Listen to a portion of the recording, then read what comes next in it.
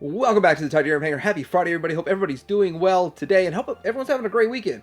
Today I want to talk about Transformer name reuse, mostly outside of Transformers with name reuse. Hasbro did it a lot back in the day. They wanted to maintain that license, the copyright, the use of that name. And with that, they used it in many different toy lines. It's kind of fun. When I did G.I. Joe, I noticed quite a few Transformer names and other lines that they used the same names.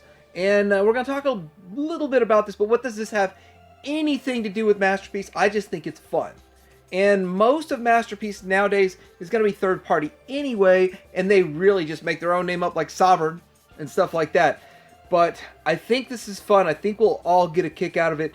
But more interestingly than this, the ones I didn't pick up on and you guys pick up on will be even more fun in the comments. Let me know. But let's get into looking at Transformer name reuse and abuse coming up.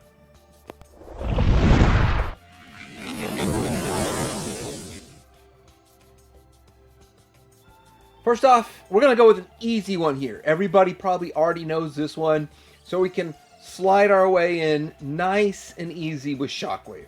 Shockwave's a very popular Transformer figure, Transformer character, and was reused in G.I. Joe. And G.I. Joe in the A Real American Hero.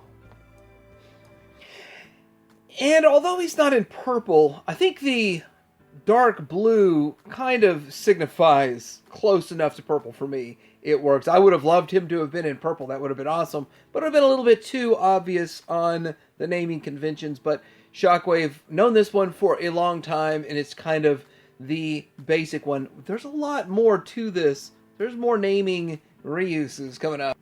Next up we have Transformers Blitz, who was a mini-con figure that is probably never going to see light of day ever in Masterpiece scale, but still kind of fun to know that there's this name, and I knew it sounded familiar.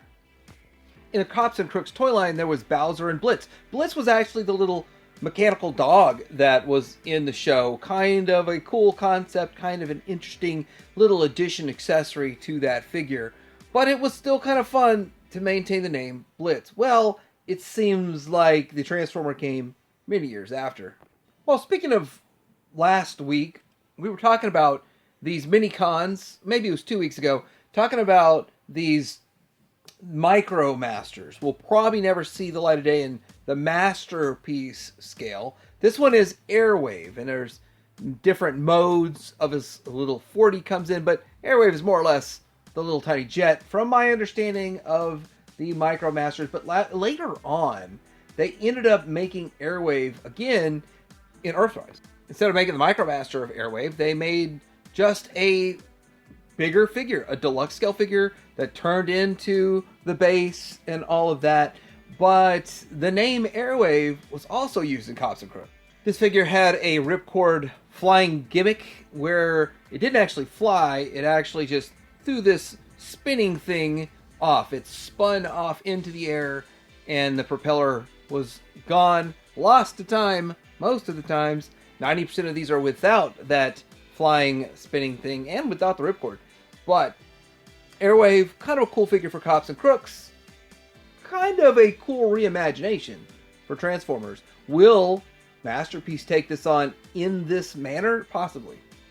So many people are happy to finish their Fans Toys Supertron. Well, this is Silverbolt. Silverbolt is definitely one of my favorite character teams. I love the Aerobots. I love Supertron. Silverbolt himself was an interesting figure back in the day. I do like the Fans Toys version.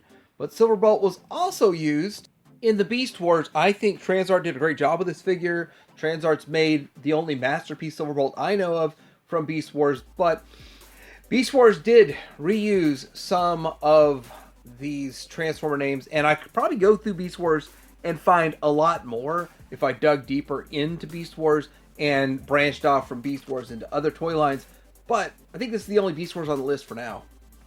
Alright, next up is Air Raid, another one of my favorites for a team, my favorite team of combiners. And this is the Zeta version. So I'm going to show a little love to Zeta and kind of spread out the love through different companies as I show the characters. But this is Air Raid. They call theirs Air Strike. Cops and Crooks, again, they had an Air Raid vehicle. They had the helicopter. My absolute favorite part of Cops and Crooks, the toy line, is this helicopter. If it wasn't for this helicopter, I might not have even gotten in to the Cops and Crooks toy line, but man, I like that helicopter.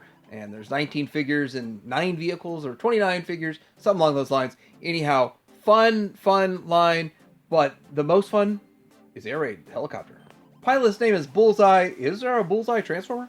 Next up, Takara, Blue Streak. Blue Streak is one of the Dotson brothers, of course based off of Prowl, and this was pretty much what they did back in the day. In the G1 era, they would make a mold, and they would recolor it 3, 7 different colors, and just add a new name to it for the new color and the new color scheme. And then later on we saw a little bit of remolding in the smoke screen and stuff, but yeah, this one right here, Blue Streak. This is another Cops and Crooks vehicle.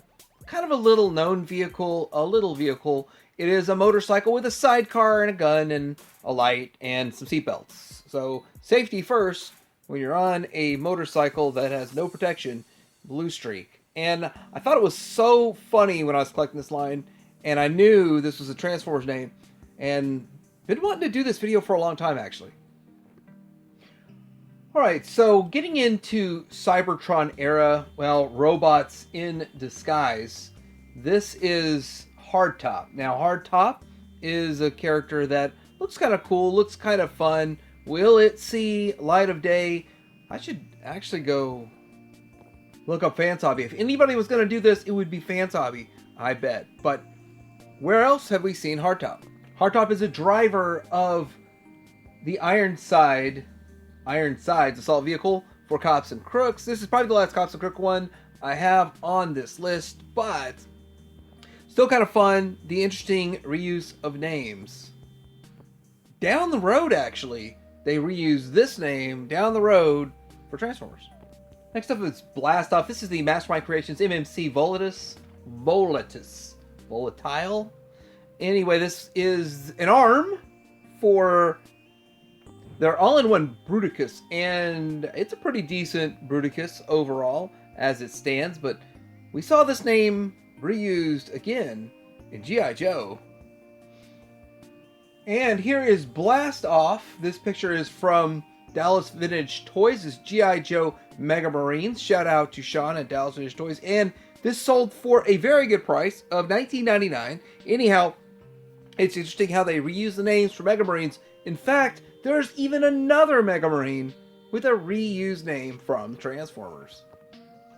Alright, this is the Fans Toys Phantasm or Mirage. Now, Mirage is a very popular character in the Transformers world, and Mirage has been reused twice in the G.I. Joe line. Well, first of all, Mirage is another Mega Marine figure, which I thought it was kind of odd to have 2 Transformer name reuses in one line in 1 year, back to back, side by side, but they did it, and they probably did it intentionally on purpose. Probably, I'm just guessing, because Transformers, they probably weren't using Mirage and Transformers at the time, so let's keep it active in G.I. Joe, but I'm only guessing and speculating. There's also the Mirage motorcycle, which is a silver motorcycle with a sidecar and complete. Well, this one sold for $50. It is an interesting yet extremely fragile piece, but they get to reuse the name. This was actually an early G.I. Joe name use, possibly even prior to Transformers using it, or around the same time. Next up we have Transformers Mainframe from this is Action Master. The reason none of the Action Masters really made it onto my obscure list, or too obscure list, is because the majority of Action Masters were main characters just made smaller and didn't transform. And with that, they weren't really obscure. They were just different iterations of themselves, but not with this guy. So this was not a reuse. This was a pre-use in G.I. Joe with the G.I. Joe Mainframe. Kind of a boring figure, boring character, but Still fun to know the names were reused and bounced around a lot. Next up is Transformers Blaster, but this one is specifically Deformation Space Recording Alliance, which is a pretty good figure overall and pretty affordable. I think I'm looking at Show-Z store, $70, not a bad deal for a masterpiece Blaster that looks very, very G1-esque. But where else did we see Blaster? Blaster is a figure, part of the Battle Force 2000 for G.I. Joe, came after the Transformers Blaster, and still, it's another one. As I was collecting G.I. Joe, I didn't keep a list. I said, I'm going to remember all these, and I didn't. It took me a while to find it, but still, there it is. Blaster and Blaster. G.I. Joe and Transformers. Same name, completely different characters. Next up is Transformers Stinger. This is from Age of Extinction, and I have to say, even I know that that film is very underrepresented with actual character representations in physical form, and with that, this figure is being made by Unique Toys. They call it the Red Destroyer. It's only up for pre-order. I don't think it's been released yet, but then again, I'm a little outside my comfort zone with this Stinger, but I knew there was a Stinger made in another toy line back in the day. The Stinger is the Cobra's version of the Vamp. It is the same thing as the Vamp, except it is black. They changed up the kind of the doors a little bit, and they put a missile launcher on it, but it's the same, more or less, design. I actually like the Stinger way more than the Vamp. I'm not a fan of the Vamp, but I really like the Stinger, and henceforth, it makes it on my list just because it matches the name, but it's also fun to like what you're talking about, and I like what I'm talking about here. Next up is Zarak. Zarak is the head of Skapanak, and he's also recolored in the Japanese continuity into a black version, which looks really sweet, and that is called Black Zarak, which is an amazing looking figure. I'm glad they offered that recolor up for purchase, but we're going to stick with talking just about Zarak. Zarak here is a lot of fun as a head, kind of like Cerebros. Kind of fun right there. We don't truly have a true masterpiece representation just yet, and probably you'll see a Fans Toys one eventually. LJN made a fun little figure called Zarak in their Dungeons and Dragons line. Now this is outside of Hasbro, of course, but the names match up, so it fits on my list.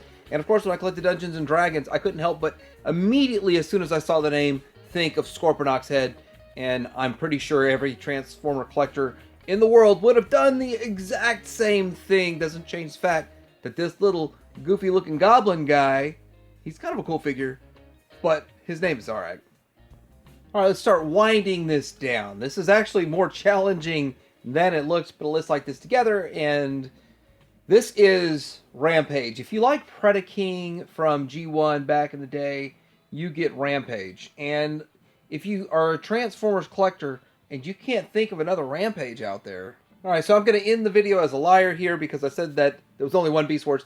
This is a second Beast Wars on here. So this is a Rampage from Beast Wars. This is made, well, it's not made yet. It's supposedly going to get made by Griffin Wings. There's also going to be a Transart one coming that we've only seen sort of a shadow render reveal of, but still it's kind of cool. It's going to be big. A big figure, a big character, but they reused the name Rampage. They had to. They couldn't help themselves. I enjoy it. Alright, so let me know what you think about this list. This is my list. I don't think anything on this list truly shocked you, Megatron, but it might have surprised you. Hopefully you got a kick out of it. This is all just for fun. There really is nothing that's going to happen masterpiece-wise because of the naming and renames, but it's always fun to see this kind of stuff. It's always interesting, and when you look at this as much as I do, there's more than meets the eye. Let me know what you think in the comments below. Like and subscribe, and Tiny Hanger out.